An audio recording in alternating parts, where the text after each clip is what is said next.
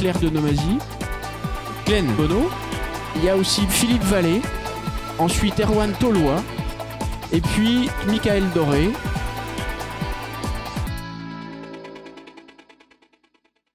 Il y avait une question de Serge. Donc toi, en fait, tu t'es chargé dans le cadre de ton emploi, a priori, d'après ce que j'ai compris, d'accompagner des gens qui, eux, sont diplômés, certifiés. Et donc que tu vas accompagner pour qu'il y ait un mieux-être professionnellement, je me trompe?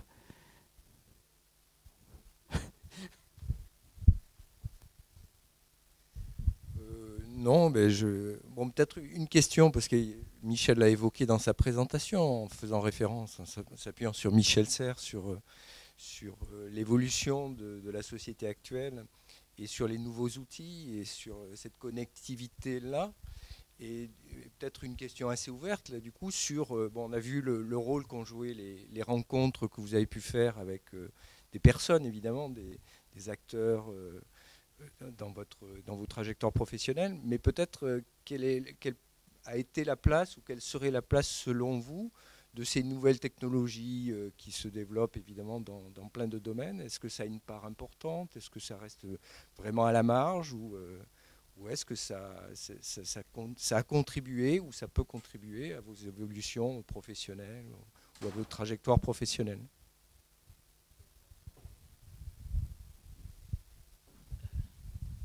Moi, en météo, elle est énorme. Elle est énorme parce que tous les matins, tous les jours, je suis sur Internet, et ma formation, je la fais essentiellement sur Internet. Ouais. Alors, est-ce que c'est la discipline qui s'y prête? Parce que j'ai pas trouvé de formation, entre guillemets, aussi, qui m'aille en alternance.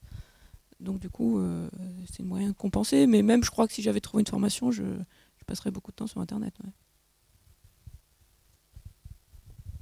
Au quotidien, les nouvelles technologies elles permettent d'avoir une relation directe parfois avec l'usager, pour ce qui me concerne, ou bien directe avec les services de la sous-préfecture parce qu'il y a des alertes oranges, des alertes rouges, qu'il faut fermer une plage, ou qu'il faut prévoir le plan ceci ou le plan cela. Et également d'être en relation en direct avec les élus qui sont les interlocuteurs que je dois légitimement avoir. C'est-à-dire que on a multiplié la vitesse de réactivité, on a multiplié la vitesse de communication, donc forcément, on a augmenté le temps de travail. Alors ça paraît peut-être paradoxal, je ne sais pas. Mais en tout cas, à partir du moment où vous avez été contacté par mail par un usager, ou bien par un élu, ou bien par une administration, vous ne pouvez plus ignorer l'information. Donc, comme vous avez des contacts assez réguliers, et que en gros c'est 70 à 80 mails tous les jours, alors il y en a qui vont très très vite à traiter, hein, bien sûr, et il y en a d'autres qui nécessitent des vraies réponses, argumentées, etc. Et vous passez plus de temps devant votre ordinateur. Donc ça, c'est un premier point. Il y a un autre point positif, c'est que ça permet aussi de, parfois, quand on peut, mais finalement peut-être assez peu, planifier ou organiser son travail différemment. C'est-à-dire qu'on peut faire un peu de télétravail et donc se dire là je vais passer plus de temps à ne pas répondre au téléphone, à m'isoler pour traiter tel dossier, et puis après je ferai le reste quand j'aurai envie, parce que finalement j'aurai de toute façon l'information. Donc ça c'est un aspect. Mais mine de rien, c'est un vrai fil à la patte, et c'est une vraie charge de travail, enfin la charge de travail différente.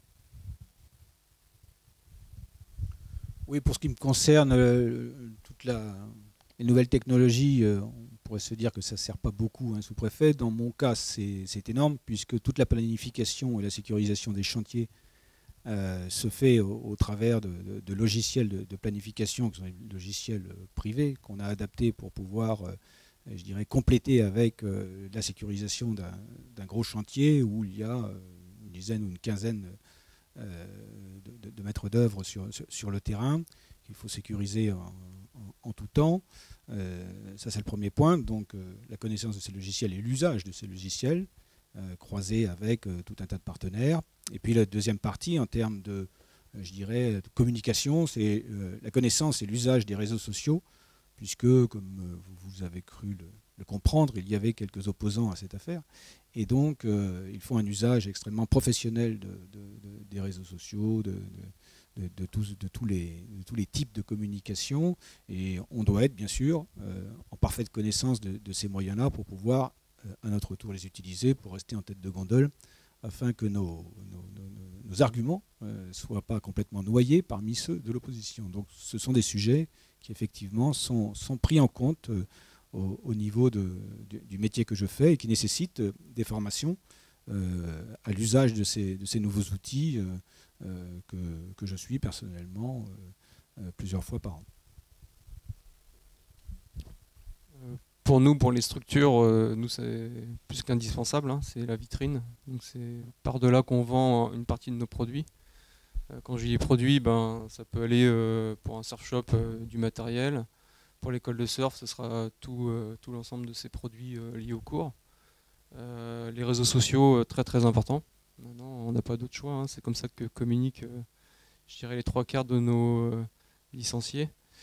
Et pour nous, les professionnels, oui, c'est lié beaucoup à la sécurité. Tous les jours, la météo et toutes les alertes qu'on pourrait avoir pour pouvoir organiser son activité, ça c'est indispensable. Donc l'Internet, à l'heure actuelle, c'est plus qu'indispensable. Et dès qu'on commence après à attaquer un peu plus tout ce qui est lié, je dirais, à la performance, à l'entraînement, la vidéo, et le retour vidéo, et puis la recherche, oui, ça va très vite et on a besoin de cet outil, quoi. Donc là-dessus, on ne peut rien dire d'autre que oui à l'Internet. Les nouvelles technologies liées à la formation personnelle, moi j'ai fait une étude de marché pour monter une boîte il y a 10 ans sans Internet. Là je viens d'en faire une avec Internet. Je peux vous assurer que le résultat il n'est pas le même. Et ça je pense qu'on en a tous conscience et que c'est une évidence pour tout le monde. Les nouvelles technologies, elles ont aussi un apport considérable dans la façon de communiquer et dans les produits qu'on va proposer. Moi, je m'adresse à un public que sont les personnes âgées et les personnes à mobilité réduite. Aujourd'hui, toutes les startups qui s'intéressent à faciliter le quotidien de ces personnes-là, elles sont sur ce qu'on appelle aujourd'hui les objets connectés, quoi. Il y a beaucoup de choses super intéressantes sur la santé connectée. Moi, j'ai énormément de choses que j'ai découvert, énormément de technologies que je ne connaissais pas, mais je peux vous assurer que je serais incapable de les vendre si je ne suis pas formé, et très bien formé par les gens qui les ont conçus, parce qu'on est sur des objets qui sont assez complexes. Donc, la nouvelle technologie permet de développer des outils, par exemple dans le cadre du maintien à domicile, pour lequel on a besoin d'être formé, et pour lequel tout le monde doit être formé.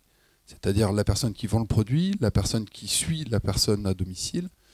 Voilà, tout le monde est concerné en fait par cette évolution. Alors si on ne se limite pas que à Internet, je pense que dans le cadre de la formation, ça nécessite, tout le monde doit se former par rapport à ces problématiques des nouvelles technologies. Et dans le monde de l'entreprise, aujourd'hui, un réseau de magasins, n'importe lesquels, un réseau de 40 à 80 magasins. Leur plus gros magasin, c'est leur site internet.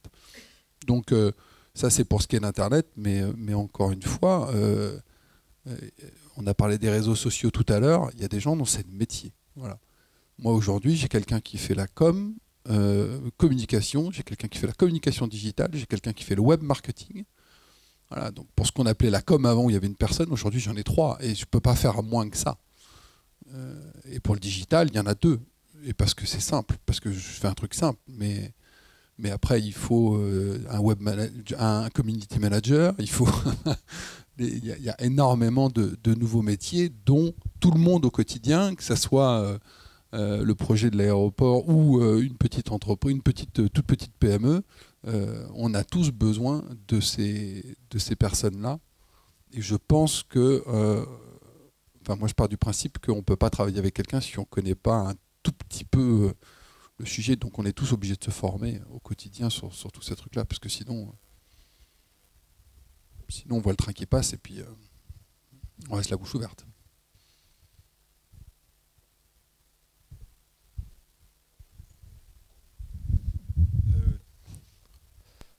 Oui, bonjour, François Redon. Moi, j'ai eu le plaisir de passer à l'école de voile, à l'École nationale de voile aussi il y a quelques années pour un BE2. Donc, à l'issue de ce BE2, là, j'ai eu aussi un petit peu après, j'ai quitté mon boulot dans de mauvaises conditions, mais c'est une autre affaire. Et j'ai entrepris de reprendre des études à l'université. Donc, j'ai fait un master, j'ai commencé un master que j'ai pas terminé.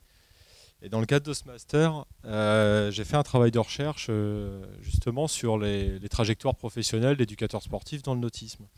Et il y a deux choses qui me frappent dans ce que vous dites, les uns et les autres. D'une part, sur la question de quand il s'agit de repérer des moments saillants qui font particulièrement sens ou pas dans vos trajectoires, je me dis qu'il faut quand même se méfier de ce que Bourdieu appelle l'illusion biographique, c'est-à-dire qu'on reconstruit quand même après coup nos propres trajectoires avec, sur le coup. En réalité, ces moments clés, ils ne nous apparaissent pas forcément comme des moments clés, mais c'est parfois aussi après coup qu'on les reconstruit comme tels. Donc je crois qu'il faut se méfier sur la réalité de l'existence de ces moments clés, c'est pas forcément une évidence. Et je dis ça parce que dans les trajectoires que sur lesquelles j'ai pu enquêter, donc pas mal de parcours professionnels, il y a une chose qui m'a marqué et sur laquelle je voudrais rebondir par rapport à ce que vous dites, c'est que plusieurs d'entre vous manifestaient l'importance en fait, de progresser, d'aller de l'avant dans une dynamique finalement assez propre aux sportifs, quoi, hein, une espèce de logique d'amélioration de soi, de performance, de quête de performance. Ça me fait... c'est un peu malicieux ce que je vais dire, mais ça me fait penser à une référence biblio qu'on avait eu en BE2, c'était le principe de Peter. Donc, voilà, dans le principe de Peter, il y a un truc un peu marrant, c'est l'idée que en fait, les gens cherchent tout le temps à progresser jusqu'au moment où finalement ils atteignent le poste dans lequel ils atteignent leur niveau d'incompétence. Et en fait, c'est à ce moment-là qu'ils arrêtent de progresser. Alors, c'est un peu ironique évidemment, mais je dis ça parce que dans les différentes trajectoires professionnelles que j'ai pu analyser, les gens n'étaient pas nécessairement dans cette recherche de progresser, et sans porter de jugement sur l'intérêt ou pas de progresser. Ce que je veux dire, c'est qu'on peut très bien s'épanouir complètement humainement, sans forcément chercher à progresser dans sa situation professionnelle, je veux dire dans une hiérarchie ou dans un cursus. Et j'ai rencontré un tas de gens qui s'éclataient très bien à être simplement moniteur de voile. Et j'en ai vu d'autres aussi qui ne s'éclataient plus du tout à être moniteur de voile et qui avaient complètement changé de métier, quitte à, je dirais, socialement vivre ce qu'on pourrait vraiment appeler une régression en termes de revenus, en termes de considération sociale, en termes d'image portée par le nouveau métier qu'ils ont pu engager. Mais pour autant, ce sont des trajectoires qui sont ni plus ni moins bien les unes que les autres, quoi. Il n'y a pas à juger ça.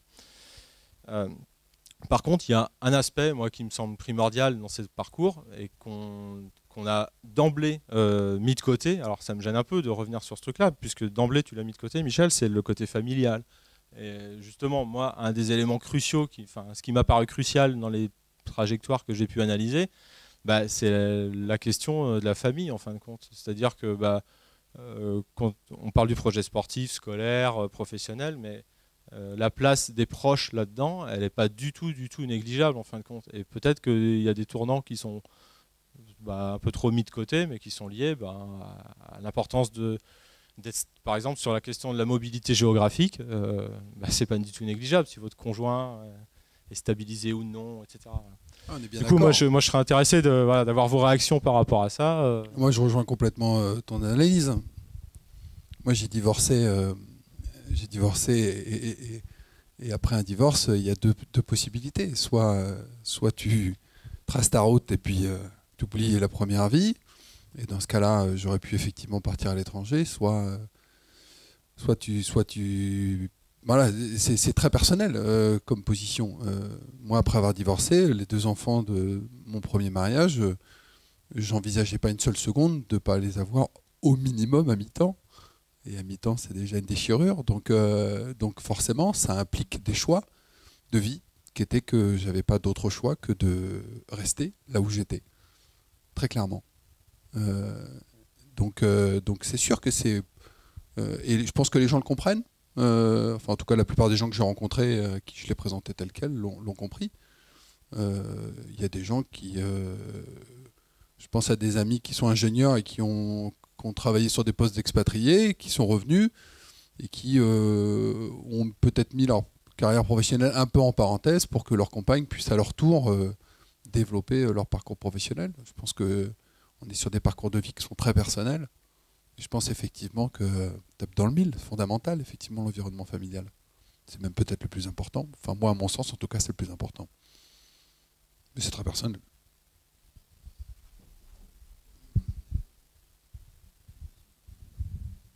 Moi, je voulais revenir sur cette histoire de progression sociale, là. Parce que moi, je suis le bon exemple. Je veux dire, j'aurais pu être chef de produit chez Danone et aujourd'hui, je suis monitrice de voile, quoi. Donc, j'ai tout fait à l'envers. Hein. Mais je veux dire, je crois que dans ce que j'ai entendu, on a tous la même idée, c'est de se faire plaisir quand même. Moi, c'est comme ça que je l'ai compris dans les parcours professionnels. C'est là où est-ce que je serais le mieux, où est-ce que je me ferais le plus plaisir. Et moi, c'est comme ça quand même que c'est comme ça que j'ai entendu les parcours de tout le monde. Vous me dites, mais et ça, je pense qu'il faut le retenir, quoi. Hein. Quand on accompagne quelqu'un en formation, voilà, où est-ce qu'il sera le mieux cette personne? Où est-ce qu'elle se fera le plus plaisir? Dans quel métier? Et ce sera tant mieux pour tout le monde, pour elle et son entourage. Hein. Donc, moi, je trouve c'est important ça. Je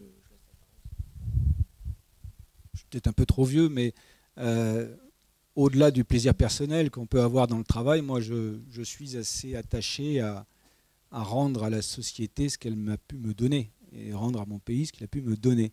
Je suis parti de pas grand-chose, je suis parti de rien pour arriver à pas grand-chose, c'est certain. Mais néanmoins, je le dois à un système où, lorsque j'étais BE2 ici, j'avais une bourse pour être ici, ou lorsque j'ai fait des études, j'ai pu être aidé. Et aujourd'hui, mon travail où je me régale, je ne suis peut-être pas le plus performant des sous-préfets, j'ai peut-être atteint mon niveau d'incompétence, mais ça, il y a des gens de la hiérarchie qui seront là pour me le dire et pour m'arrêter à temps, peut-être. Mais aujourd'hui, j'ai le sentiment, et lorsque je me lève le matin, c'est pour me dire que je rends ce qu'on a pu me donner. Je crois qu'avec le plaisir que j'ai de travailler, c'est un point pour moi qui est important. C'est ce qu'on appelle le sens du service public. Moi, j'ai parlé de besoin viscéral au début. Je pense que il n'y a pas plus. Je peux pas être plus clair, quoi. C'est pas un problème de contexte familial. C'est un problème viscéral. C'est qu'est-ce que tu as envie de faire demain? Qu'est-ce qui fait que demain tu vas te lever avec la vraie envie d'y aller à fond, sans retenue, et surtout avec zéro regret. Je suis désolé, hein, je n'ai pas de problèmes familiaux. J'ai 3 enfants, il y en a 2 qui font du surf à la petite cale. D'ailleurs, ça doit être dans les gènes quelque part.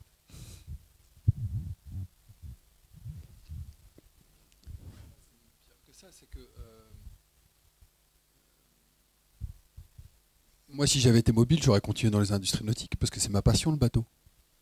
Donc, en l'occurrence, si j'ai pas continué dans les industries nautiques, c'est parce que j'avais cette contrainte de mobilité. Mais c'est pas pour ça que ça m'empêche de continuer à faire ce que je fais tout le temps.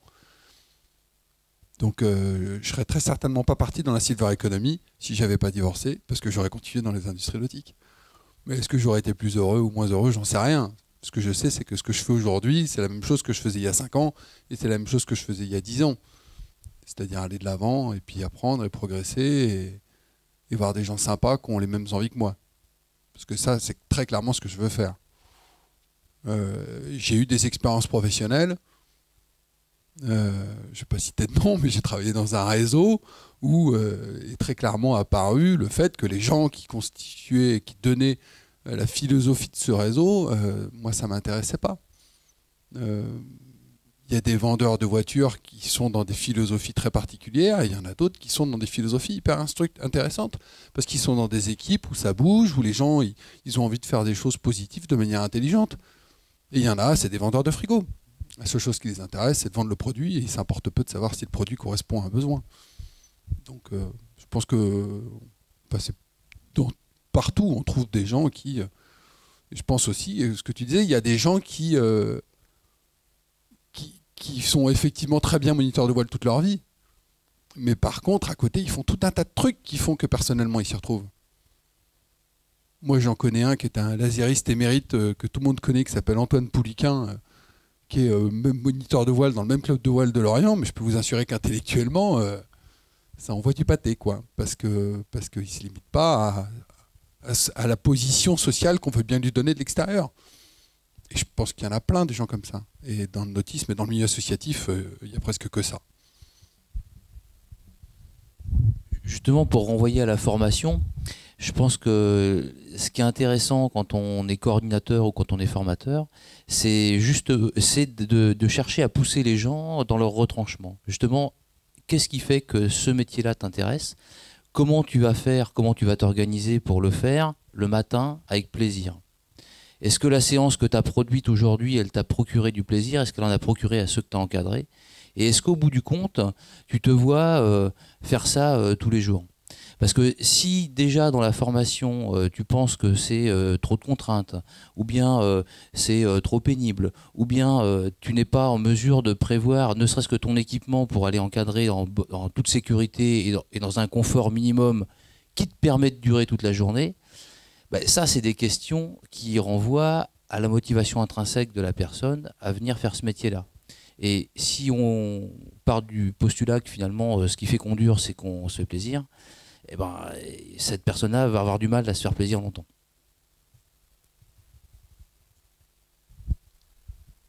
Moi, ce métier-là, je l'aborde en tout cas avec grand plaisir.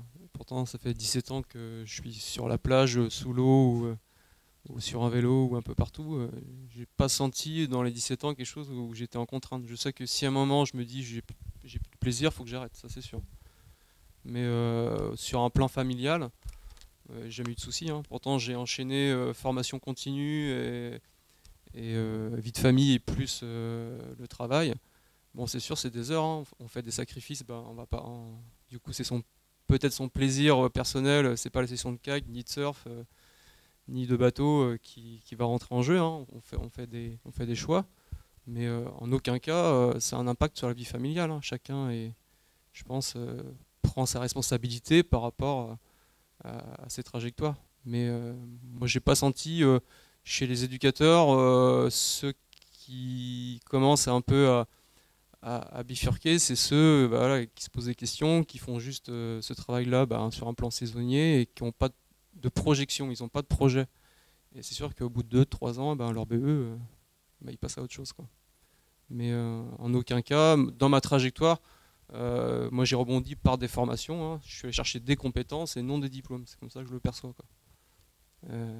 Donc pour moi c'est pas licence, master, doctorat ou BE2, BE1, BE3, peu importe. L'intérêt c'est que tu vas chercher, le matin on se lève et puis on a envie d'enseigner et puis de partager, quoi. Tout à l'heure on parlait du socle éducatif. Moi, je sais que pour mes 3 enfants, mon fils aîné, le parcours scolaire, c'est quelque chose de difficile. Mais je vais lui pousser au cul jusqu'à pas possible pour qu'il aille le plus loin possible, parce que ça va lui donner ce socle dont on a tous besoin et qui est essentiel, quoi. Et c'est vrai que vous avez complètement raison. On est dans un système qui nous permet qui nous donne quand même un socle qui est quand même extrêmement solide. Donc c'est à nous d'aller jusqu'au bout, et puis après, même si on ne sait pas à quoi ça servira, peu importe, je dirais. Philippe, Michael, vous aviez des petites discussions en aparté. Est-ce que c'était en phase avec le débat? Hein? Oui. Oui, une dernière question par Pierre-Alexis Ponceau.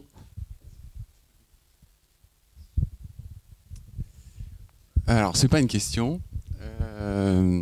Moi, à écouter toutes les discussions, ça fait renvoi à je dirais, donc la notion, j'ai entendu moi la notion de plaisir, la notion de travail, la notion de compétence. Et ça me fait renvoyer aux Grecs qui avaient tout compris. Et bon, j'en profite parce que Michel est là, qui est quand même le maître en matière de citation. Et qui renvoie à Aristote, qui disait notamment, à contrario du principe de Peter, qui a été développé tout à l'heure, donc Aristote disait que la compétence s'exprime par le plaisir dans le travail. Et donc après, donc moi je mets directement en relation la notion de plaisir et de compétence. qui arrive justement au syndrome de Peter, qui, si on n'a plus de plaisir, on n'est plus compétent. Et donc là-dessus, je voulais avoir un éclairage par rapport à nos invités qui sont sur le plateau, je dirais.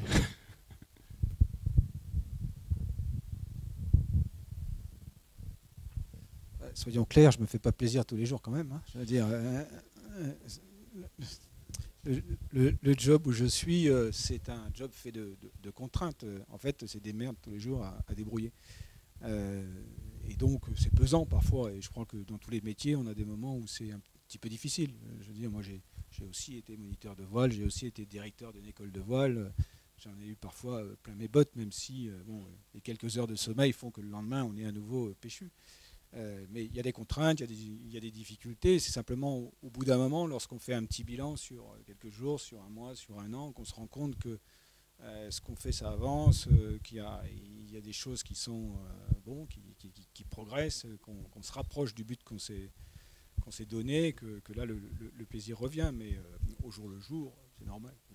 C'est comme pour tout le monde. C'est comme, je dirais, le plaisir, c'est pas à 100%. S'il était à 100%, je pense qu'on ne le goûterait plus. C'est parce qu'il y a des moments de frustration et parce qu'il y a des moments un peu difficiles que lorsque c'est vraiment le pied, qu'on se régale, qu'on a fait un truc formidable, ou qui nous paraît formidable. Oui, je voulais juste, c'était par la notion de plaisir par rapport à la compétence. Non, mais ce qui est quand même vrai, c'est que ce qui fait qu'il y a du plaisir et qu'on est en mesure de le mesurer, c'est qu'il y a du relief et qu'il y a des moments où, effectivement, il n'y en a pas du tout de plaisir, voire même on en chie vraiment. Et puis, après en avoir bien chié, avoir réussi effectivement à tirer sur le bon bout de la ficelle, avoir réussi à défaire tous les nœuds qui se mettaient devant pour lever correctement le bout, et ben à la fin, on arrive à un résultat qui a de la gueule, qui a ou non recueilli l'adhésion de tout le monde, mais qui au bout du compte produit quelque chose souvent de collectif, enfin pour ce qui me concerne. Et c'est là qu'effectivement naît le plaisir. Mais c'est vrai que c'est pas tous les matins, ouais youpi, j'y vais la fleur au fusil, tout est rose et tout va bien, quoi. Hein. C'est pas du tout ça. Sur cette histoire de plaisir et compétence, là, moi je pense que là on est des gens qui sont beaucoup formés au fur et à mesure de notre vie. Et je pense que le plaisir, il est là. Le plaisir, il est de se former. Je pense qu'on a du plaisir à mieux appréhender les choses, à mieux les comprendre. Et donc, je pense qu'il y a vraiment une dynamique là. Et donc, le plaisir, il est de se former. Et du coup, bah, nécessairement, il est lié derrière à la compétence, je pense. Mais voilà. Enfin, je ne sais pas si ça répond à la question, encore une fois. Oui, alors à vous écouter, moi j'ai été surpris par quelque chose. C'est qu'au fond, vous parlez de vos parcours qui sont très riches, on voit bien ce côté voilà, errant, multidimensionnel. Mais par contre, il y a quelque chose qui n'apparaît pas en creux, c'est qu'en fait, dans tous les récits, là, on a surtout eu les éléments finalement de formation académique, scolaire et puis professionnelle. Mais il y a quelque chose qui n'apparaît pas, c'est finalement peut-être votre activité professionnelle et votre expérience, comment cette expérience... Enfin, on a l'impression que à vous écouter, je sais bien que c'est pas ça, mais à vous écouter, on a l'impression que finalement votre parcours professionnel, c'est une succession de formations académiques qui après a été plus ou moins utilisée ou pas, ou mis en œuvre ou pas, et peut-être pas là où on s'y attendait, mais il y a vraiment ce rapport-là.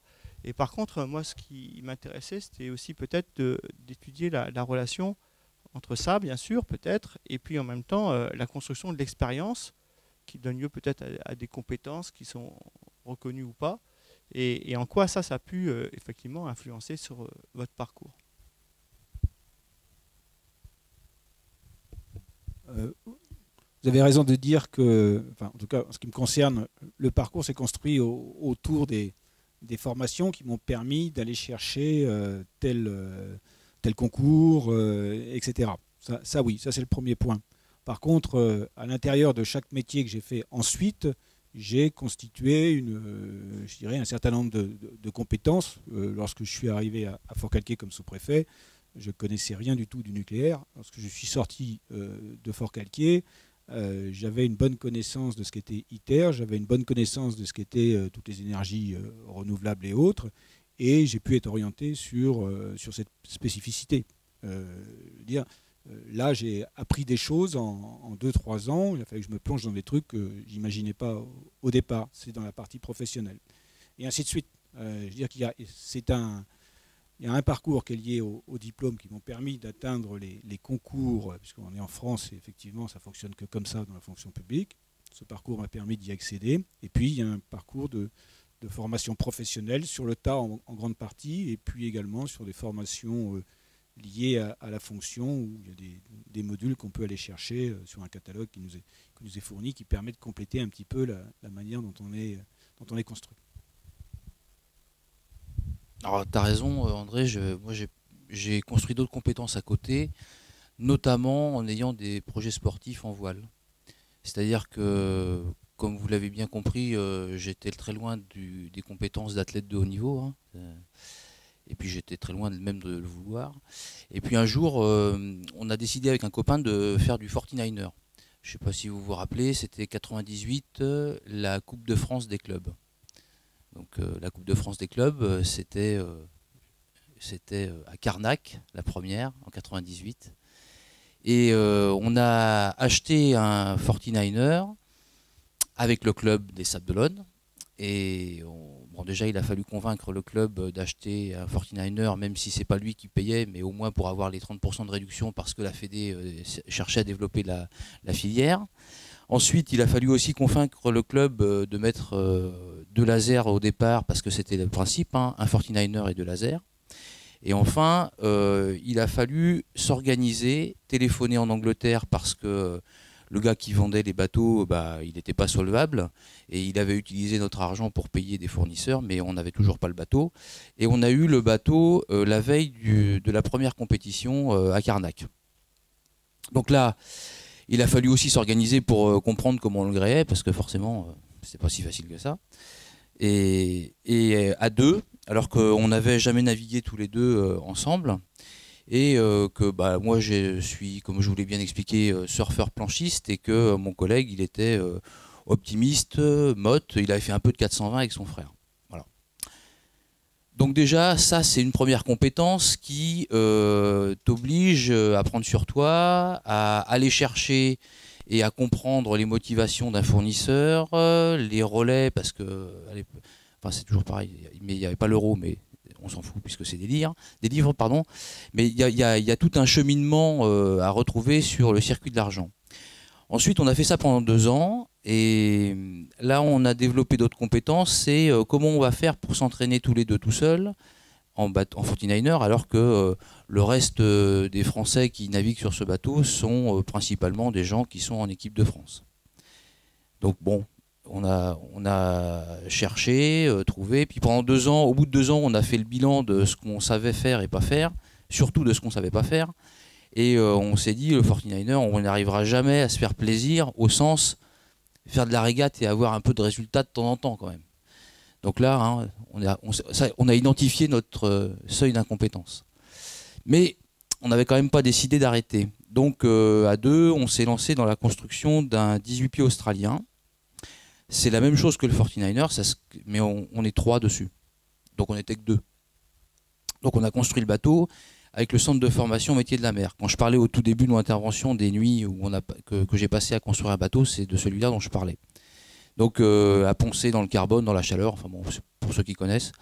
Et là, premier point, vendre le 49er pour avoir de l'argent et acheter les rouleaux de carbone et la résine. On nous fournissait les moules gratuitement et le local gratuitement. Deuxième point, une fois que la coque a été construite, on était rendu au bout du budget. Donc là, qu'est-ce qu'il a fallu faire? Trouver des sponsors avec un bateau qui n'était pas terminé, dont personne en France ne connaissait l'existence à peu près, et avec un palmarès, bien sûr, sportif nul. Bon, donc on a réussi à décrocher 5 000 francs par là, 10 000 francs par là. Bon. Et on a réussi à se mettre au départ d'une course en 2001. J'ai donc là réussi à développer, et mon collègue s'occupait principalement de la construction, donc lui il a développé des compétences de constructeur de bateaux de course, et moi j'ai développé des compétences de chasseur de sponsors, bien modeste, hein, je vous l'accorde. Hein, mais bon, il fallait vendre un projet qui n'existait pas, c'était pas très très facile.